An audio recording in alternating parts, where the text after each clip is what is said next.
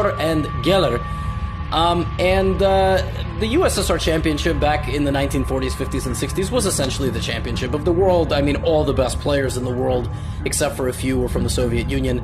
And Geller was one of the best technical players of all time, of that time and of all time, and Flor is also a very strong player. This endgame is better for Black, and Geller is trying to push it. Why is it better for Black? Black has the more active rook.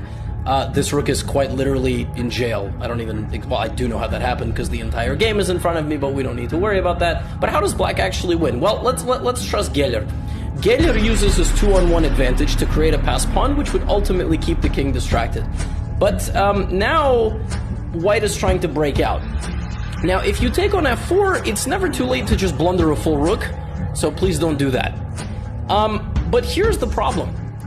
If you play rook takes e4, then comes king d3. And you say, well, that's not a problem at all, I just play rook b4. No, that is very much a problem, because as I said, it's never too late to blunder a rook. We've now hung 2 rooks, 1 for each color, because we're very communist. Shout out to the Soviet Union. A lot of jokes in this video. A lot of this borderline humor. So this move is possible, and now both sides hang a rook. You could also go down all the way down here, but then check, and then here, and then you don't win the game. You lose your only advantage. So, but you know, you don't really have a choice. Here's the problem: you don't really have a choice because you actually have to take on on e4. You can play this move, but then I think White takes, and if king e5, there is rook g5. Well, king e6 is very tricky. King d4, a2, but then this, and it's still unclear. But this video is called the 10 best chess moves ever played. So rook e4, king d3.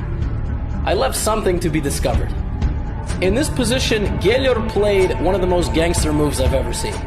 Simply, he played the move king to g7. Are you kidding me? King to g7 is so gross. So if you take on e4, now this move is just not a check. So basically he sidestepped this being a check, right? So it's not a check anymore, so that's not a problem.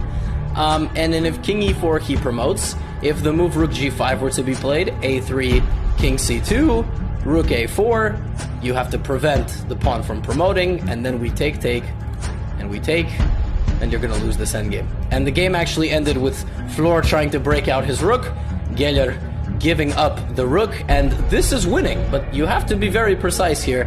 He's precise by making sure White has no chance for a fortress, because the king is way too out and advanced, and he slowly but surely moved the king very, very far away, and ultimately ended the game over here, as the pawns will either be hunted down, or the king